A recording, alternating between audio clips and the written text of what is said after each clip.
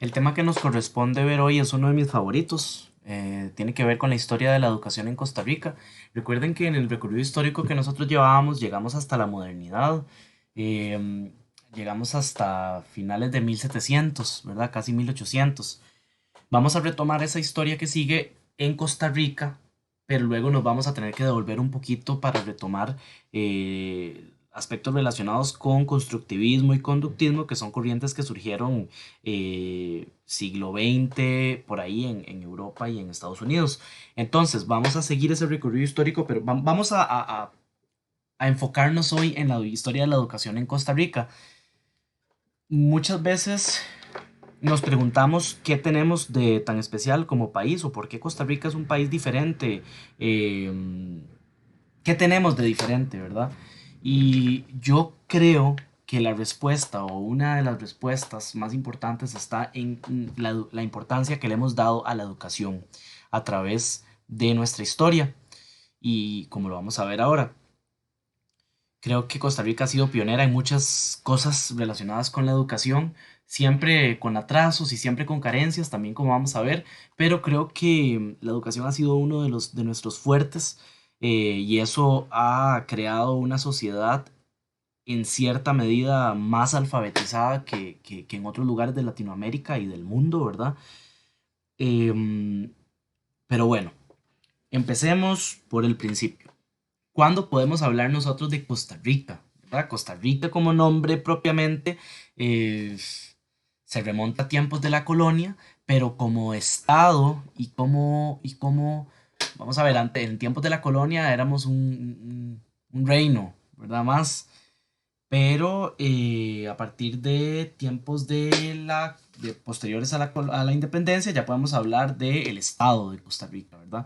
Recuerden que es importante entender esto porque yo les había dicho al inicio del semestre que no podemos entender la educación humana moderna si no la vemos de la mano de los sistemas educativos nacionales y de la noción de Estado, ¿verdad? La mayoría de países, o sea, en el mundo, la organización primordial es en países que son estados, que se organizan la mayoría o muchos democráticamente, y que tienen sistemas educativos nacionales, o a veces por estados, como en el caso de Estados Unidos, pero no podemos olvidar esta parte importante de que la educación no la podemos desligar del sistema educativo. Entonces vamos a terminar obviamente hablando del sistema educativo en Costa Rica. Aquí vamos a ver de cómo surgió, ¿verdad? Cuando hablamos de los siglos XVI y XVII, ¿verdad? 1500, 1600, eh, obviamente lo que vamos a estar viendo en Costa Rica es la inexistencia de una educación formal o institucional asumido por el Estado colonial. La educación, como en la Edad Media, ¿verdad? Está centrada en la iglesia. Los primeros maestros son eclesiásticos, se concentran en catequización, evangelización, lectura, escritura, números. Un dato histórico, el único ahí como que tenemos suelto de esa época es que en 1594 Diego de Aguilar funda la primera escuela en Cartago, y que la metodología, recuperamos de algunas obras históricas, es moralizante, religiosa, memorística, rigurosa, ¿verdad? Igual que en la Edad Media. Sin embargo, obviamente tenemos que recordar, la educación no es para todos. En Costa Rica, con costos hay una escuelita en esta época, ¿verdad? O sea, no hay acceso a un sistema como tal. Em, el rey Carlos III, ya en el siglo XVIII, 1700, ¿verdad? A través de una serie de reformas que ocurrieron en Europa, llamadas las reformas borbónicas, se propone un plan general de instrucción pública que tiene ya un componente secular. Recuerden que cuando hablamos de secular es parecido al término de laico, es decir, es que se intenta separar un poquitito lo religioso del mundo, digamos, ¿cómo se llama? Seglar, ¿verdad? Este, entonces, estas reformas de 1700 tienen como inspiración la ilustración francesa, ¿verdad? Entonces se empiezan a implementar principios ilustrados. Recuerden que la ilustración tiene que ver con el amor por el conocimiento, el acumular conocimiento y la recuperación un poco de los valores humanistas de la época grecorromana. Em, Además, se promueve la creación de escuelas en las provincias de la corona. ¿verdad? Yo ahora les dije que éramos un reino. No, o sea, sí, sí se hablaba de reinos, pero se habla también sobre todo de provincias, recuerden, ¿verdad? Costa Rica era una provincia de la corona. Em, Se crean universidades en Guatemala. La primera universidad, si no me equivoco, que se crea en el Nuevo Mundo es en Guatemala. Em, Obviamente la orientación de esta educación, incluso a nivel universitario, es religiosa y moral, aparte de que se forman médicos y abogados, que son las primeras profesiones que las universidades brindan, ¿verdad? Sí, sí, la orientación siempre es religiosa y moral. Todavía no se ha separado tanto este mundo religioso del mundo seglar o secular. Imagínense que para ser maestro o maestra había que llevar tres testigos para dar fe de sus costumbres y de su pureza de sangre, ojo, ¿verdad? Estamos como en un mundo ahí medio a a lo Harry Potter, ¿verdad? Probar que somos de pura sangre. Eh, y las maestras la habían todavía más difícil porque tenían que probar sus buenas costumbres, que eran buenas señoritas, ¿verdad?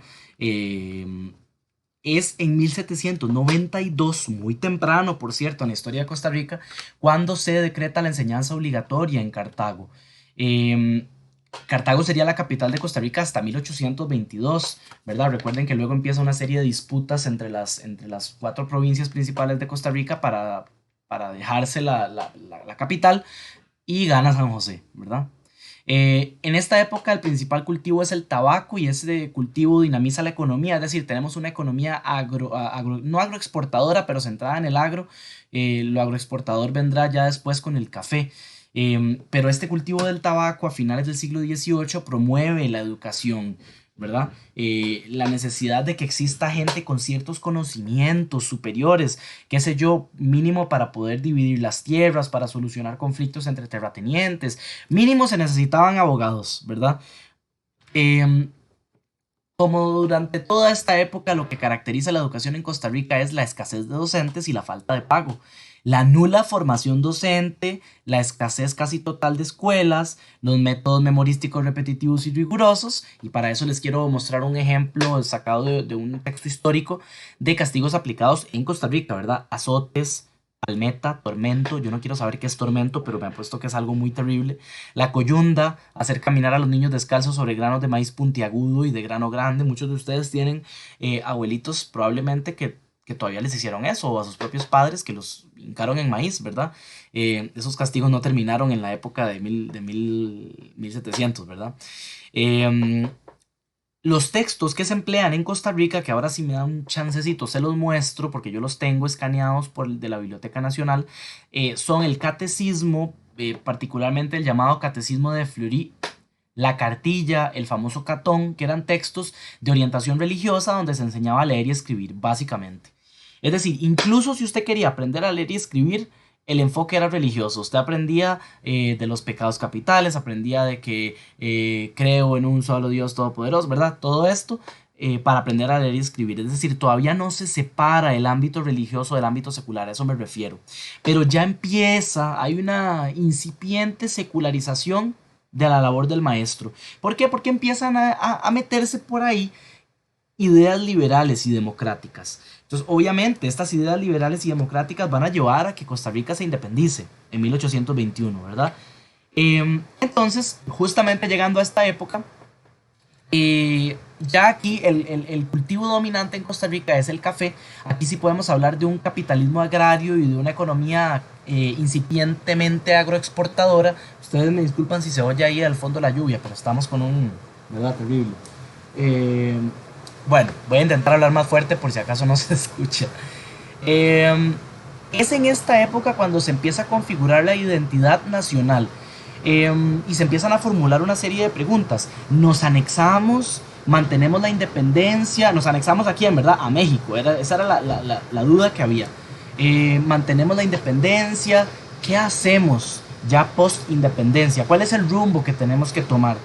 La élite en Costa Rica es una élite la élite del café, ¿verdad? Es la élite del café. Ahora vamos a ver el nombre que le dan a esta élite. Pero también la lucha por cuál es la capital, ya les dije, ¿verdad? Otros acontecimientos históricos de esta época es la Guerra de la Liga, en 1835, y aquí pongo un nombre un poco fuerte, la dictadura de Braulio Carrillo. Hay gente que se sentiría un poco lastimada con ese nombre de dictadura, pero bueno, yo creo que Braulio Carrillo sí fue un dictador, a pesar de que hizo muchas cosas buenas también. Y se promulga la Constitución de 1849 de Castro Madrid, y durante este gobierno de Castro Madrid se declara la Primera República, la declaración de la Primera República, ¿verdad? 1849. Por eso es que decimos que en 1949 con la Constitución es la Segunda República, ¿verdad? En este contexto histórico, ahora vamos a centrarnos más en el contexto educativo. Vean esta pintura de este pintor francés Francisco de Goya, que se llama La letra con sangre entra. Ahorita van a ver por qué les puse justamente esa pintura.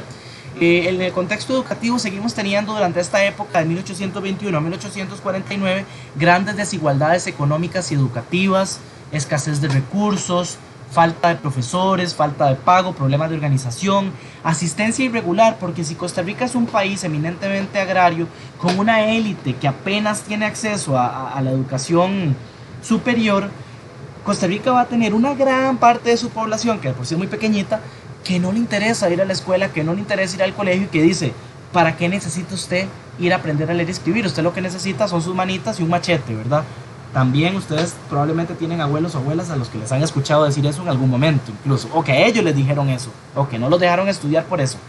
Pero estamos hablando de muy atrás en el tiempo. Sus abuelos y sus abuelas no vivieron en esta época, claramente. Pero es para que vean cómo esas ideas perviven en el tiempo.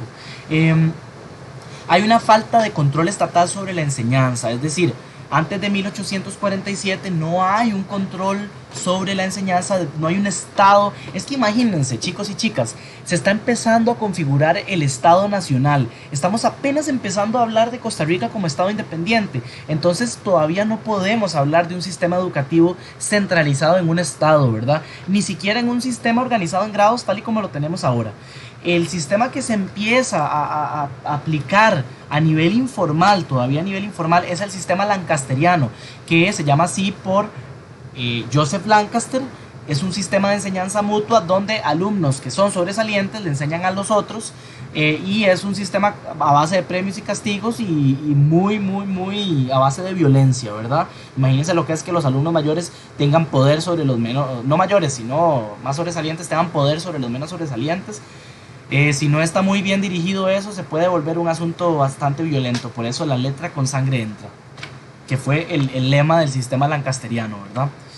En 1812, me voy a devolver un segundito, la Constitución de Cádiz en España tiene un impacto inmediato. ¿Por qué? Porque esta Constitución se ve influenciada por un montón de ideas liberales y democráticas. Chicos y chicas, cuando hablamos del liberalismo, recuerden que estamos hablando, o sea, yo no soy de ciencias políticas, no voy a pretender que sea absolutamente todos los conceptos, pero sí una simplificación de este concepto podría estar en decir que el liberalismo se enfoca más en el individuo y en la libertad. O sea, básicamente que la sociedad, lo más importante en la sociedad es el individuo, mientras que las corrientes de pensamiento más socialistas están en el otro lado del espectro. Consideran que lo más importante no es el individuo, sino la sociedad como un todo, la colectividad. Entonces, cuando hablamos de ideas liberales y democráticas, estamos hablando de ideas centradas en la libertad, pero no solo la libertad individual, sino la libertad de pensamiento, la libertad de expresión, pero también la libertad de imprenta. En España estamos hablando de esta época, ¿verdad? Me devolví un segundito. En 1814 en Costa Rica se crea la Casa de Enseñanza de Santo Tomás, que fue una escuela de primeras letras, un foro de discusión de ideas ilustradas, y en 1838 se transforma en colegio, en 1843 se transforma en universidad, que es la primera universidad que tiene Costa Rica, y ojo, dato importantísimo, en 1888 cierra sus puertas la Universidad de Santo Tomás. Y no volvemos a tener una universidad hasta 1940, hasta la década de los 40, ¿verdad? Eso quiere decir que Costa Rica pasa muchísimo tiempo sin una universidad. Ahora, ¿cómo se explica esto? ¿Qué quiere decir? ¿Que Costa Rica no forma profesionales como abogados o médicos? No, sí, por supuesto, sigue existiendo, digamos, una facultad de medicina, igual de farmacia, y así como 2 o 3 facultades disgregadas por todo San José, bueno, no San José, por toda el área metropolitana, o lo que hoy llamaríamos el área metropolitana, eh, pero son facultades aisladas que forman estos profesionales, son casi como instituciones muy individualizadas, no una universidad, ¿verdad? Esto yo creo que nos golpeó mucho porque otros países tuvieron la oportunidad de tener universidades desde 1800, 1700 continuamente, ¿verdad? Nosotros no, nosotros empezamos a graduar personas en la década de los 40 a nivel universitario, ¿verdad? En 1830 llega la imprenta a Costa Rica y eso ayuda a la difusión de ideas liberales. A uno se le olvida la importancia radical que tiene la imprenta en una sociedad democrática, porque la imprenta funcionaba en su momento como hoy funcionan las redes sociales. Es decir, si no hubiera sido por la imprenta, no, la población en general no tiene acceso a noticias, no tiene acceso a qué están haciendo sus gobernantes, a menos que tengan poder. ¿Verdad? En cambio, la imprenta ayuda a democratizar el saber y a hacer accesible, perdón, el saber no, la información y las noticias a toda la población. Entonces surge la prensa. Costa Rica va a tener una época riquísima, riquísima, de un montón de periódicos y revistas durante esta época, desde 1830 hasta 1940, 1950. Costa Rica va a tener un montón de revistas, periódicos y etcétera. Las revistas no es como decir hoy en día que conocemos la revista Perfil o la revista tal cosa, sino que las revistas eran difusoras del saber, eran revistas serias, eran revistas que estaban lideradas por verdaderos humanistas y verdaderos conocedores de lo que estaban haciendo. Es decir, cuando usamos el término revista, no estamos haciendo referencia a revista ahí, cualquier revistilla, ¿verdad? A eso lo digo porque ahora va a tener mucha importancia en lo que les voy a decir.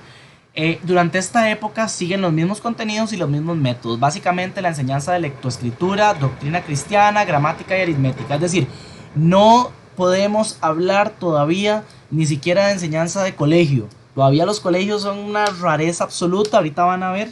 No solo una rareza absoluta, todavía no existen. Dice Iván Molina, dos citas que saco de Iván Molina, el historiador. En este subtítulo que les pongo, Café, Liberalismo y Secularización, dice Iván Molina: las nuevas diferencias económicas y sociales vinculadas con el capitalismo agrario y las lealtades políticas relacionadas con la formación del Estado y la competencia por el poder fueron el contexto en el que se reconfiguraron las identidades originadas en la época colonial. O sea, la identidad se empieza a reconfigurar a partir de la producción de café, ¿verdad? Y las lealtades políticas relacionadas con qué queremos para el Estado y para el futuro del Estado. La segunda cita dice: los artesanos y en particular los campesinos y jornaleros permanecieron fieles a visiones de mundo de base católica y alcance local. En contraste, los sectores medios y acomodados de las poblaciones principales, sobre todo los de San José, tendieron a europeizarse y secularizarse rápidamente. Esto es un componente muy importante, ¿verdad? Porque eso ya nos va diciendo de dos áreas diferentes que tienen una historia diferente. Artesanos, campesinos y jornaleros con una visión de mundo más tradicionalista y sectores medios y acomodados con una visión más liberal. Por si acaso eso les trae unos poquitillos secos de la Costa Rica de hoy en día, ¿verdad? Que seguimos divididos básicamente entre liberales y conservadores. Digo yo, ¿verdad? Así llegamos entonces a la época de 1848 a 1885. Es una época como de transición, porque lo que viene va a ser realmente importante, donde vamos a tener una tendencia centralizadora. Es decir, ya hay un interés de la élite política por centralizar la educación, por hacer de la educación, por hacer la educación obligatoria, ¿verdad? Y de accesible para todos, ¿verdad? Es hasta 1858 cuando esto se logra, se decreta la enseñanza, creo que es la enseñanza primaria obligatoria para todas las edades, se crea el Colegio San Luis Gonzaga en 1869, mejor dicho, abre sus puertas, porque creo que se había creado en papel hacía varios años, pero abre sus puertas en 1869. Y la Carta Fundamental o Constitución de ese mismo año dice: la enseñanza primaria de ambos sexos es obligatoria, gratuita y costeada por el Estado. Oficialmente ahora sí se incorpora el sistema lancasteriano al sistema educativo. Tenemos una tendencia centralista y secularizante de la educación. Como les digo, una tendencia a que el Estado sea el que regule todo lo que tenga que ver con educación y además una tendencia a separar cada vez más el ámbito religioso del ámbito, digamos, seglar o secular, es decir, lo no religioso, el ámbito político, el ámbito de la sociedad civil, ¿verdad? Eh, de 1860, bueno, aquí para contarles el primer chisme, porque a mí me gusta tanto esta parte de la historia en Costa Rica que yo tengo varios chismes muy interesantes. Eh, por eso les puse a este subtítulo San Luis Gonzaga y tensiones espirituales. De 1869 a 1875, el San Luis Gonzaga va a ser el principal centro de enseñanza secundaria.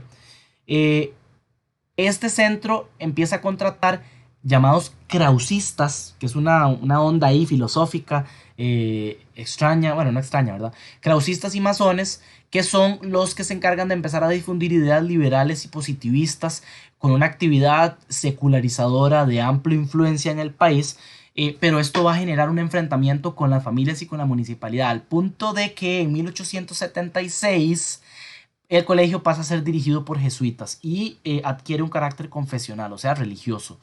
En 1884 se expulsa a los jesuitas de Costa Rica. Ojo, esta onda liberal, secularizante y democrática y etcétera, permea tanto en las élites políticas costarricenses que llega al punto en que a finales del siglo XIX expulsan a una de las órdenes católicas más grandes, ¿verdad? Los jesuitas. Eh, entonces, vamos a empezar a ver una característica fundamental: tensiones entre la iglesia y fuerzas secularizadoras. Ese es el primer chisme y se va a conectar con el segundo chisme que les tengo histórico. Además que surgen alternativas espirituales como la masonería, el trascendentalismo, la teosofía y el espiritismo. Esto es muy interesante. Si ustedes se remontan a la historia de Costa Rica y ven a los presidentes que hemos tenido desde que somos república independiente, eh, bueno, no, desde Castro Madrid, en fin, desde la declaración de la Primera República, ustedes podrán notar o van a notar que muchísimos fueron masones, ¿verdad? Eso es porque estas personas ya no tienen esta base tradicional católica, sino que tienen más influencia de la ciencia, del positivismo, de la libertad, etcétera. Entonces, todavía estamos muy recientes en la historia como para pretender que sean ateos y ya, simplemente, sino que estas personas necesitan buscar alternativas espirituales, más laicas, entre ellas los masones, los trascendentalistas, los teosofistas o teosóficos, ¿verdad? Entonces, la mayoría de presidentes en Costa Rica hasta hace poco eran masones, ¿verdad? Bueno, hasta hace relativamente poco, ¿verdad? Aquí hay una ilustración del San Luis Gonzaga, bueno, una ilustración, no, disculpen, una imagen del San Luis Gonzaga. Al fondo, los que conocen el San Luis Gonzaga saben, se ubican, ¿verdad? Eh, y bueno, así llegamos a un año muy importante que es 1885. Esta cita de Vladimir de la Cruz dice: en 1885 la escuela costarricense, que estaba desvertebrada, incoherente y atomizada, necesitaba una profunda reforma que se extendiera a todas las estructuras y servicios educacionales, desde las más pequeñas escuelas primarias hasta la propia Universidad de Santo Tomás. No podía continuar la enseñanza costarricense ajena a la dirección del Estado. Y eso es lo que va a ocurrir. De 1885 a 1889 va a ocurrir una serie de acontecimientos educativos clave liderados por la llamada generación del Olimpo. La generación del Olimpo es una llamada así. El Olimpo, recuerden que es donde vivían los dioses griegos. Se le llama así porque son una élite política, que la mayoría se educaron fuera de Costa Rica, ¿verdad? En Europa o en Guatemala o en México, y llegan a Costa Rica a difundir ideas liberales, ilustradas, positivistas, cientificistas, y eso se le llama la generación del Olimpo. Algunas figuras, grandes figuras de la llamada generación del Olimpo son Próspero Fernández, Bernardo Soto, Mauro Fernández, nuestra figura central, Gallini, Aquileo Echeverría y Cleto González Víquez. Aquí tienen imágenes o ilustraciones de, bueno, don Mauro Fernández, que fue secretario de Instrucción Pública, o lo que hoy conoceríamos como ministro de Educación, que fue el principal impulsor de la reforma durante el gobierno de Bernardo Soto, el cual tienen ahí abajo a la derecha, que fue presidente de la República de 1885 a 1890. Él es yerno de Fernández Oreamuno, que fue el presidente antecesor, Próspero Fernández Oreamuno, que fue presidente del 82 al 85. Entonces, es durante el gobierno de Bernardo Soto, de la mano de el instructor, el secretario de Instrucción Pública, Mauro Fernández, donde se empiezan a crear grandes reformas educativas en Costa Rica. Quizá la más grande que había ocurrido hasta el momento. No, quizá no, la más grande que había ocurrido hasta el momento. Ahí tienen a Manuel González Celedón, conocido como Magón, a Carlos Gallini y a Aquileo Echeverría. Los bigotes estaban como de moda en esa época. Son otras figuras importantes del Olimpo. Durante esta época, ¿qué es el gran burumbum de la reforma educativa? ¿Qué es lo que va a ocurrir?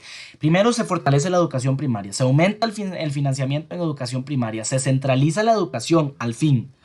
Se crea la Inspección General de Enseñanza, lo que hoy llamamos Ministerio de Educación. Se crean las juntas de educación. Se dota al sistema educativo de un marco legal, el cual ahorita vamos a discutir. Se vela por la formación de docentes, lo cual ahorita vamos a hablar. Se divide ahora por grados ya bien organizados el sistema educativo. Se suprime religión e historia sagrada y se expulsa a los jesuitas en una onda, en una ola de laicidad y secularización que perduraría hasta 1949, cuando tristemente volvemos a tener un estado confesional en Costa Rica, ¿verdad? Pero bueno, se declara además la educación gratuita y obligatoria, se crean y difunden muchos libros de texto de la mano de la imprenta nacional, ¿verdad? Y se incorporan un montón de metodologías novedosas, como las de Pestalozzi, Froebel, Herbart, Andrés Bello, Sarmiento, entre otros personajes. Y obviamente esas son ideas pre-escuela nueva, son ideas digamos, son ideas ya modernas, pero están muy basadas en los ideales de Rousseau, Pestalozzi, Froebel y Herbart, ¿verdad? Em, entonces, años importantes, ya les dije ese primer año, en el 85 se crea la Ley Fundamental de Instrucción Pública, en el 86 la Ley General de Educación Común, que son el primer marco legal fundamental para el sistema educativo en Costa Rica, y en el 87 se crea el Liceo de Costa Rica. En el 88 se crea el Colegio Superior de Señoritas. Entonces vean que es un colegio, este último es un colegio específicamente creado para la educación de mujeres. Esto es un hito en la historia en Costa Rica, ¿verdad? Muy temprano en la historia de Costa Rica nos preocupamos por la educación de las mujeres. Y en 1888 se cierra la Universidad de Santo Tomás, como les había dicho. Eh, Desempolvando algunos libros de historia, me recupero algunas de las materias que llevaban las señoritas en el colegio de señoritas, cuyo eje de formación era formar el ama de casa, ¿verdad? Entonces se formaban, pero ojo que ama de casa, ¿verdad? Se formaban en moral, castellano, literatura, inglés, francés, geografía, cosmografía, historia, aritmética, geografía, contabilidad, física, química, historia natural, higiene, economía doméstica, instrucción cívica, entre otras. Mientras que el eje de formación del Liceo de Costa Rica era la formación del ciudadano. ¿Verdad? En este momento las mujeres no tienen condición de ciudadanas porque no pueden ejercer el voto. Estamos de acuerdo, ¿verdad? Bueno, no estamos de acuerdo para nada, pero estamos de acuerdo en que ese es un hecho histórico. Entonces, en el Liceo de Costa Rica se llevaban materias como economía, política, trabajos manuales, ejercicios prácticos y militares.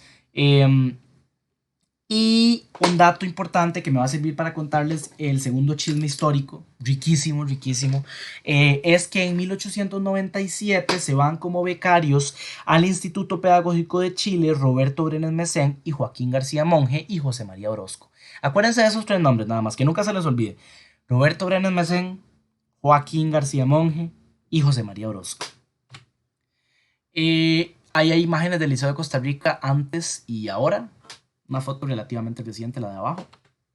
Y del Colegio de Señoritas. Ambos, recuerden, están ubicados en el casco metropolitano en San José.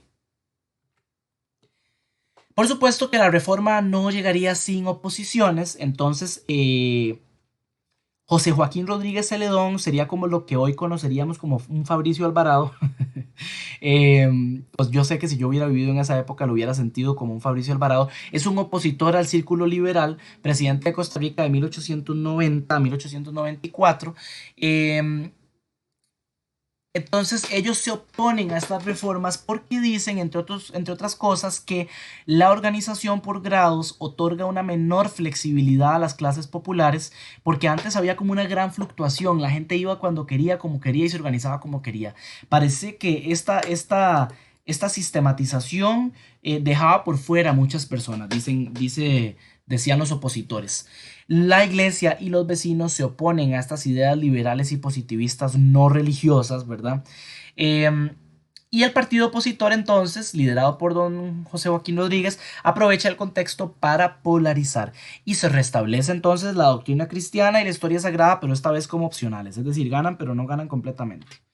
Em, y así llegamos entonces al siglo XX, la época de oro, la generación del repertorio americano. Entonces tenemos una generación previa llamada la generación del Olimpo, tenemos una generación posterior llamada la generación del repertorio americano.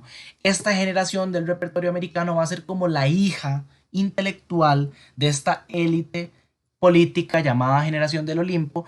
Esta va a ser una época donde se amplían, se amplifican todavía más las reformas liberales, es una época de gran dinamismo, es una época donde también se amplifica la economía agroexportadora, el cultivo de banano viene a ser un problema por las condiciones pésimas en las que los trabajadores de las bananeras se tienen que desempeñar. Esto va a ser un factor importante para esta generación, entonces acuérdense de esto también. El surgimiento de corrientes pedagógicas nuevas, acuérdense de esto también porque ahorita vamos a hablar de eso, las transformaciones políticas e ideológicas y la influencia de Rousseau, pero sobre todo de Pestalozzi, eh, con su idea de educación para el pueblo. La influencia de la escuela nueva y de la escuela activa en Costa Rica y de Montessori llega directamente, como una inyección directa a Costa Rica. ¿Cómo? Ya lo vamos a ver. El énfasis, la educación primaria. ¿Qué nos dice esto? Desde 1800, es más, desde el siglo XVI hasta 1900 tenemos una oficialidad preocupada, cuando se preocupan, ¿verdad? Preocupada sobre todo por la educación primaria. La educación secundaria está ahí relegada, ¿verdad? Como olvidada un poco, ¿verdad? Pero bueno, esos Cuestemoras viendo hacia el oeste, ¿verdad? Digamos que al fondo está la sabana. Aquí a la derecha ustedes ven lo que hoy es la Asamblea Legislativa o la casa, ¿cómo se llama? Esta casa celeste que hay ahí, este edificio, el Castillo Azul, creo que se llama. Y bueno, lo que hoy es el Museo Nacional, ¿verdad? Y por ahí la Plaza de la Democracia, que lo que hoy es, ¿verdad? Pero bueno, una imagen histórica. Vean que pasaba por aquí el ferrocarril, qué interesante. Aquí una postal enviada desde San José. Se llama Cargadores de Bananos. Bananas Loaders. Y bueno, nuestro segundo chisme, mi chisme favorito. Hay un libro entero que cuenta este chisme. El libro se llama La ciudad de los monos. Ustedes lo van a ver en la bibliografía al final de la presentación de Iván Molina. En este libro, Iván Molina retrata un acontecimiento que nos recuerda mucho a la Costa Rica del siglo XXI, tristemente. Resulta que Roberto Brenes Mesén, que les dije que no se olvidaran ese nombre, y José María Orozco, llegan en 1905 al Liceo de Heredia, otra institución muy importante que no se les olvide. Llegan de Chile y los ponen a dar clases en el Liceo de Heredia. Brenes Mesén lo ponen de director. Llega José María Orozco, enseñaba ciencias, entonces él viene con la idea de enseñar el darwinismo. Hoy en día sabemos que el darwinismo no es una fe ni algo en lo que hay que creer, porque a veces me dicen, se lo juro que hay estudiantes que me preguntan, de la UCR, ¿verdad? No solo no de la otra U donde yo trabajo, sino de la UCR, que me preguntan, profe, ¿usted cree en el darwinismo? ¿Realmente usted cree que venimos del mono? Y yo, ay Dios, ok, cierro mis ojos un segundo y les digo, vean, en primer lugar no venimos del mono, estamos emparentados con los simios, es otra historia, ¿verdad? Y en segundo lugar, el darwinismo no es algo en lo que yo creo o no creo. O sea, es un hecho científico comprobado. Es decir, no tengo que tener fe para creer en el darwinismo. No necesito creer en el darwinismo. Necesito tener dos ojitos y un cerebro funcional para entender que es una explicación científica lo más cercana a la realidad, ¿verdad? Que tenemos, que es la evolución, la teoría de la evolución de las especies de Darwin. Pues resulta que en esta época no era así, chiquillos y chiquillas. En esta época el darwinismo viene a ser algo así como la ideología de género del siglo XX, ¿verdad? Y no me equivoco cuando les digo, hago esa comparación, estoy diciéndolo muy a propósito. Em, entonces resulta que las vecinas heredianas se enojan, la iglesia se enoja, y yo les había dicho que las revistas jugaban un papel muy importante, y los periódicos, pues empiezan a ver, como por decirlo así, en lenguaje informal, tiraeras ahí como entre Brenes Messén y las autoridades eclesiásticas en diferentes artículos riquísimos donde empiezan a pelear porque si hay que enseñar o no hay que enseñar el darwinismo.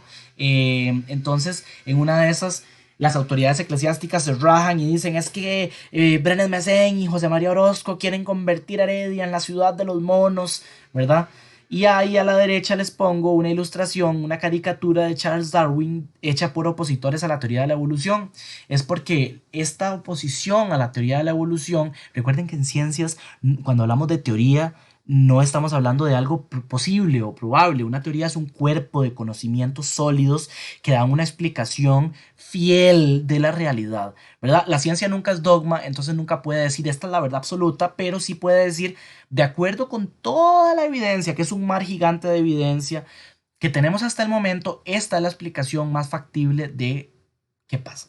Un paréntesis, chicos y chicas. ¿Por qué creen ustedes, y esto es una pregunta retórica claramente, por qué creen ustedes que la evolución implica un shock tan grande para estas personas? Pónganse en la mente de los habitantes del siglo XX o siglo XIX, donde tenemos un mundo, la visión de mundo es la visión del Génesis, el Génesis es interpretado literalmente, Dios creó al mundo en 7 días, Dios creó al hombre a su imagen y semejanza y creó a la mujer de la costilla del hombre, el mundo simplemente fue creado en un momento determinado y es estático y como el mundo, como Dios es perfecto, entonces la creación de Dios por lo tanto también tiene que ser perfecta, no tiene que estar evolucionando, no tiene que cambiar. Entonces hasta este punto, hasta Darwin, la visión de mundo era estática.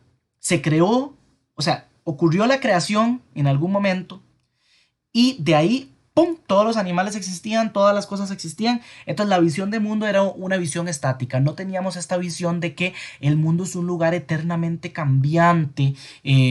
Aunque bueno, obviamente la noción de que el mundo es cambiante lo tenemos desde Heráclito en los griegos, entonces no estoy insinuando que eso no. Pero bueno, la visión cristiana es muy centrada en un mundo no cambiante a nivel biológico.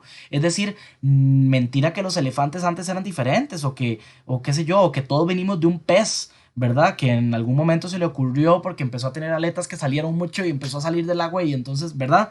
Entonces esto representó un shock para las personas, saltar de una visión teocéntrica, de una visión centrada en el Génesis, a una visión donde Darwin simplemente botaba y despedazaba la visión del Génesis. Llegó a tal punto que a pesar de que la Iglesia Católica luchó y luchó y luchó por muchísimos años en contra de la teoría de la evolución, llegó el punto en el que simplemente el mismo Papa Juan Pablo II, del cual no tengo ni la más mínima buena imagen por ser un protector de pedófilos, igual que Joseph Ratzinger, ¿verdad? Pero bueno, Juan Pablo II entonces se disculpó con Darwin y con todos y con el mundo científico y reconoció que la evolución es un hecho científico. Eso quiere decir que la misma iglesia ya reconoció, ya a estas alturas del siglo XXI, que la evolución es un hecho histórico.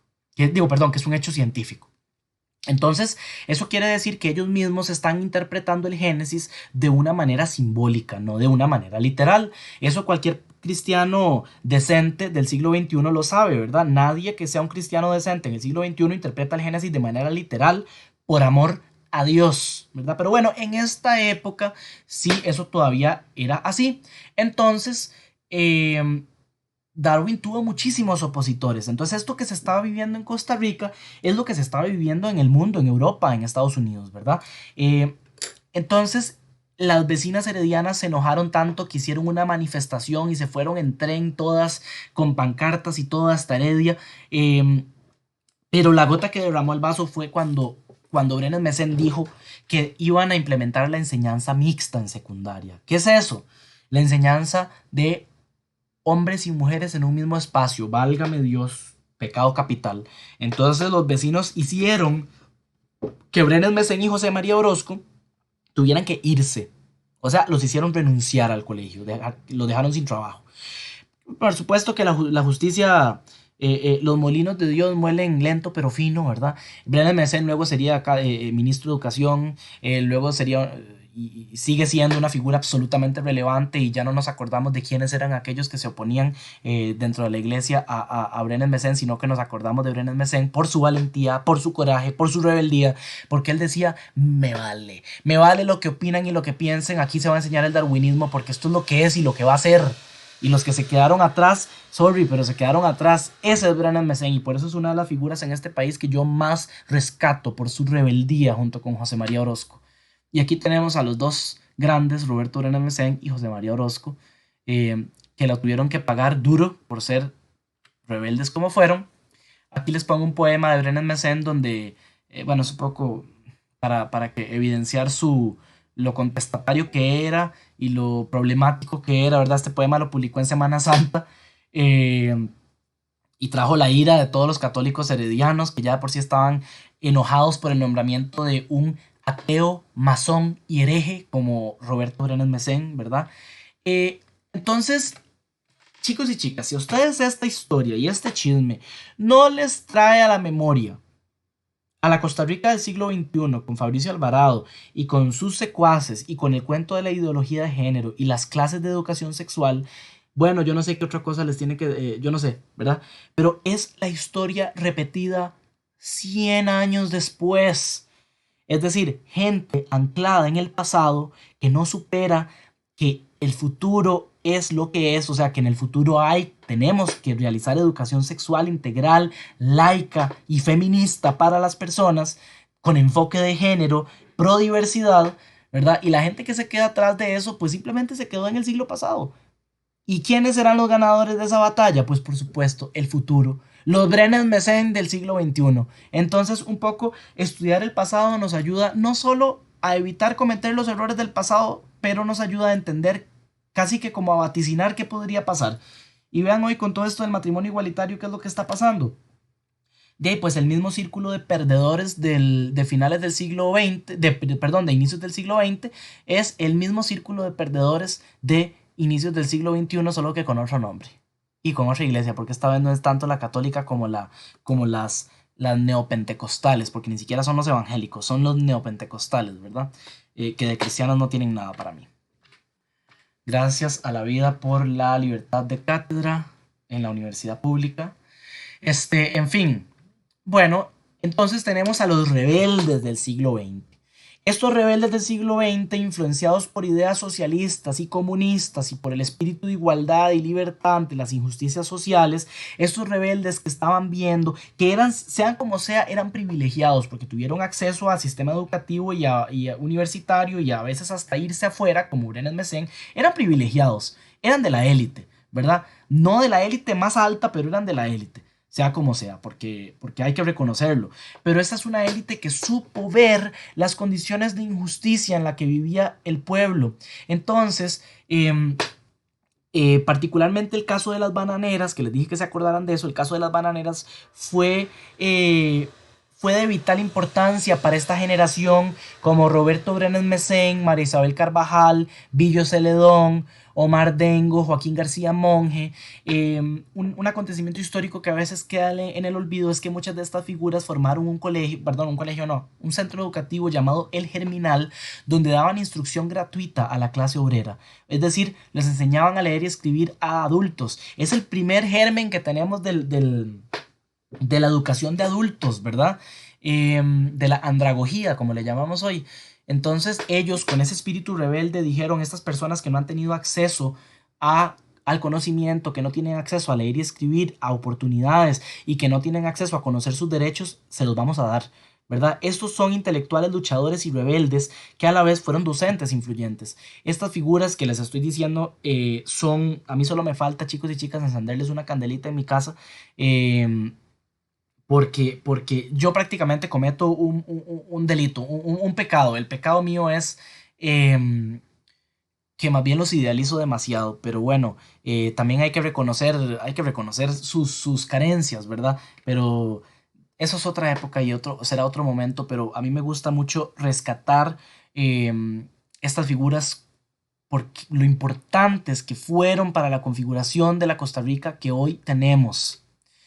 Dice Iván Molina, los discursos elaborados por el círculo liderado por Brenes Messen reforzaron sin duda el proyecto liberal de civilizar a campesinos, artesanos y obreros, pero a la vez los subvirtieron al introducir una dimensión potencialmente contestataria. Es decir, ellos eran de ese círculo liberal, pero a la vez fueron rebeldes dentro de ese mismo círculo, porque fueron contestatarios. Combinaron el nacionalismo, antiimperialismo y la crítica del sistema político e identificación con mejoras laborales y salariales. En 1914, el Liceo de Heredia, ese famoso liceo de Brenes Messen y José María Orozco, pasa a llamarse Escuela Normal de Heredia durante el gobierno de Alfredo González Flores, el llamado Estado docente, que se preocupó por fomentar la educación. Las escuelas normales tienen su origen, si no me equivoco, en Francia y se llaman así escuela normal. Fueron centros, institutos pedagógicos para la formación de maestros, para la formación de docentes. Se llamaban así escuelas normales. Entonces, como Costa Rica carecía de una universidad, tuvimos una institución llamada Escuela Normal en Heredia, preocupada por formar a los maestros con una formación científica y laica.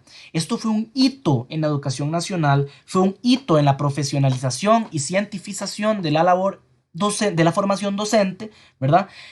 Porque esta escuela normal fue un centro de discusión de ideas científicas y de divulgación de la escuela nueva y de las ideas de Dewey, Montessori, de Crowley, Pestalozzi, Herbart, ¿verdad? Es decir, todas las últimas corrientes llegaban a la Escuela Normal de Heredia para discutirse, para difundirse, para utilizarse, para emplearse en el sistema educativo, para formar parte de la formación que ellos recibían.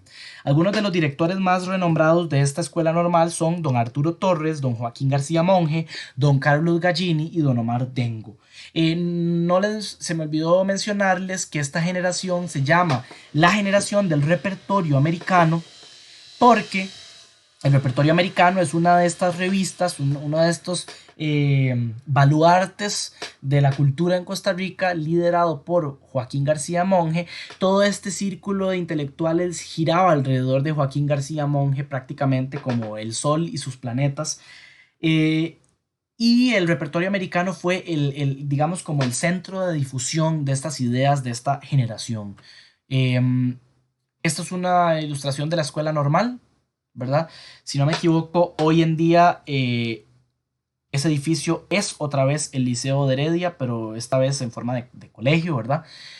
Luisa González en su libro A ras del suelo, un libro precioso para entender esta época, para comprender como un testimonio de esta época, nos cuenta un poco cómo fue entrar a la escuela normal, ¿verdad? A formarse como maestra. Dice: con las manos frías y la cara roja de vergüenza, subí las 24 gradas de la escalera principal del edificio de la Normal, escalera que habría de conducirme a un mundo nuevo, maravilloso, lejano y extraño, el mundo de la cultura, de la ciencia, del arte.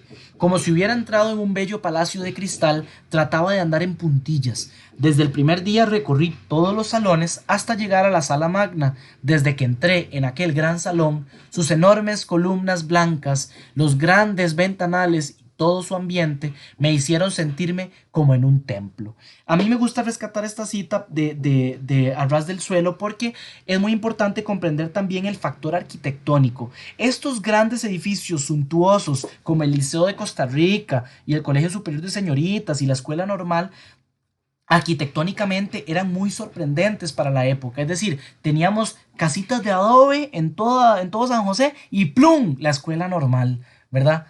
Perdón, en toda Heredia. Y teníamos casitas de adobe y plum, el Liceo de Costa Rica. Entonces, el valor arquitectónico que le dan estos liberales tiene que ver con esta asociación que muy claramente identifica a Luisa González. El conocimiento está en el templo del saber, un templo laico, un templo que no es religioso, un templo dedicado al conocimiento. Ya a partir de 1920 y por ahí hablamos de una pérdida de influencia del círculo de Brenes Messén, al menos eso es lo que dice don Iván Molina. Brenes Messén se exilia voluntariamente en Estados Unidos y ahí se queda, creo que hasta su muerte, si no me equivoco. Y a don García Monge se le nombra director de la escuela normal, de la escuela, perdón, de la Biblioteca Nacional, un cargo que va a ocupar hasta creo que hasta su muerte o hasta que está muy mayor. En 1928 muere tristemente Omar Dengo, una de las más grandes figuras de esta generación. Muere muy joven de una enfermedad pulmonar, si no me equivoco. Y surge entonces una nueva generación de educadores, obviamente conformados en gran parte por educadores de esta generación que yo les estaba mencionando, pero básicamente surgen dos bandos con puntos en común. El primer bando, liderado por Joaquín García Monge, Isaac Felipe Azofeifa, Emma Gamboa, Marco Tulio Salazar, y el segundo por Carmen Lira, Carlos Luis Sáenz, Adela y Arnoldo Ferreto, Luisa González y Lilia Ramos. Entonces, otro acontecimiento importante que ocurre en esta época es que en 1935 viene a Costa Rica la llamada misión pedagógica chilena. Debido a los malestares asociados con la crisis del 29, entonces llega esta misión a evaluar el sistema educativo costarricense y que encontraron brechas entre lo que dice la teoría y lo que se hace en la práctica, o en lo que se decía en la escuela normal y lo que se aplicaba, ¿verdad? El uso de métodos memorísticos, a pesar de que ya desde épocas de Rousseau ya se sabía que así no aprendíamos las personas. Y una de las recomendaciones más importantes que dan es, o las preguntas que hacen es, ¿por qué Costa Rica no tiene una universidad? Entonces, su recomendación es crear la universidad. En 1940, gracias a esta misión pedagógica chilena y a la voluntad política de la época, se funda la Universidad de Costa Rica.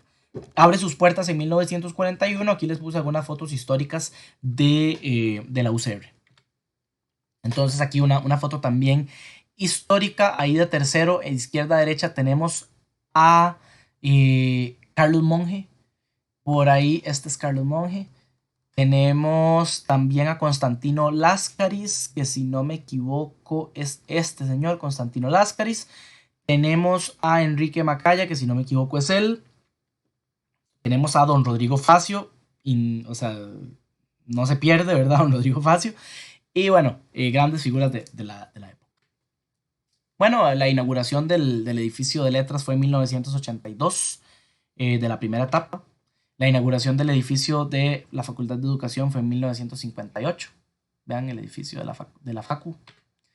Y bueno, por supuesto, devolviéndonos a 1940, siempre va a haber gente que se opone a la creación de la universidad. Estos son recortes de periódicos de la época, tenemos a don Luis Felipe González Flores que se opone a la creación de la universidad. Quiero que nos concentremos en estos fragmentos que dicen: el precepto constitucional de la enseñanza gratuita y obligatoria para atender estudios superiores, como decía el ilustre Julián Bolio, negamos lo estrictamente necesario a las masas y concedemos el lujo de las ciencias a unos pocos. Pero ojo lo que viene.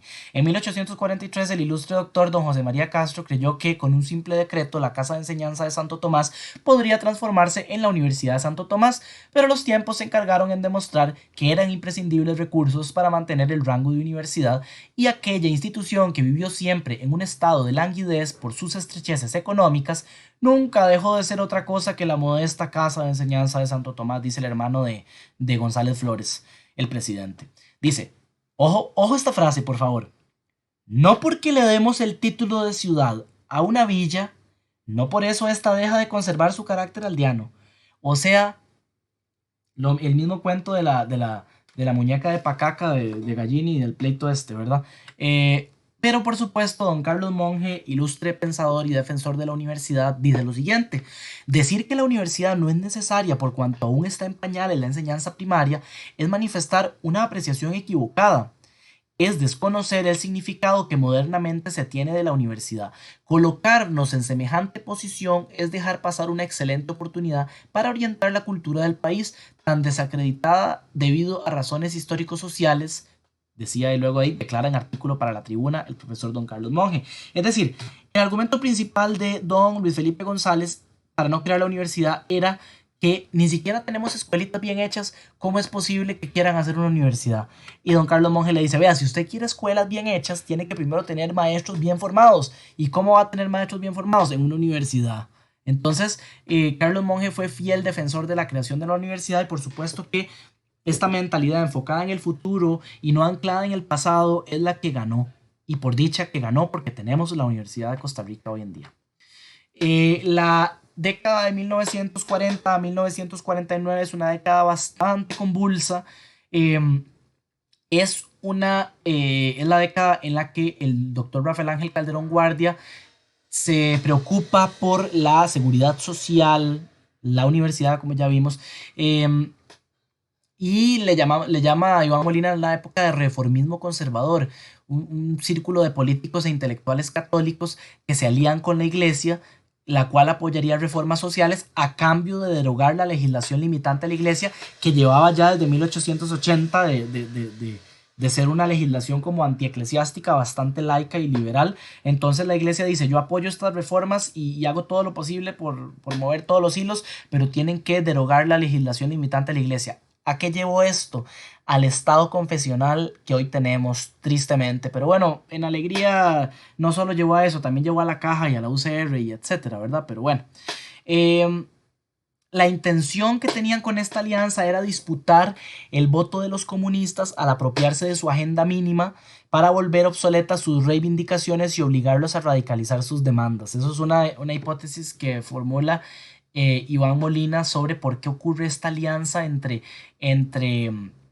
los políticos, los políticos, digamos, a lo Calderón Guardia, el comunismo y la iglesia. Lo que se llamó el calderocomunismo, el pacto entre comunistas, calderonistas y católicos, ¿verdad? Otras figuras importantes, José Figueres Ferrer, Rodrigo Facio y Carlos Monge Alfaro. El panorama se complica en esta época. En 1948 tenemos el primer conflicto civil. No vamos a entrar en detalles de por qué ocurre, porque eso no es un curso de historia, sino de pedagogía. Entonces, ¿quiénes ganan? El círculo alrededor del Centro para el Estudio de los Problemas Nacionales. Este círculo liderado por Rodrigo Facio, Carlos Monge, y bueno, en alianza con el CEPN, José Figueres Ferrer, funda el partido, creo que se llama el Partido Socialdemócrata, si no me equivoco, que es como el precursor de Liberación Nacional, en apoyo a Otilio Ulate. Y bueno, a largo plazo, ¿qué dejó esta década? La modernización del Estado, o sea, el Estado de bienestar, la justicia social, la economía social solidaria, la democracia fortalecida, ¿verdad? E instituciones emblemáticas como la UCR, la Caja, la ANDE, el ICE y el INS y el Código de Trabajo, es decir, la defensa de los trabajadores. A partir de esta época, muchos han querido derrumbar estas grandes instituciones emblemáticas que construyeron estos visionarios, pero no lo han logrado, por dicha. Uno de los primeros intentos fue con el ICE, ¿verdad? Y el famoso combo ICE en el 2000, y luego han seguido atacando a las universidades públicas y lo siguen haciendo hoy, y siguen atacando a la Caja, pero gracias no, debido a esta condición de pandemia, la Caja ha vuelto a tener un papel primordial y la gente se ha dado cuenta de la importancia que es tener un sistema de seguridad social universal, accesible a todos, y eso no es comunismo, como dirían los gringos, eso es justicia, ¿verdad? Mientras en otros lugares, como en Estados Unidos, se mueren porque no tienen acceso a la seguridad social si no pagan seguros, en Costa Rica cualquier persona tiene acceso a la seguridad social y a la salud, y por ende cualquier persona tiene acceso a tratamiento contra el COVID y cualquier persona, en fin.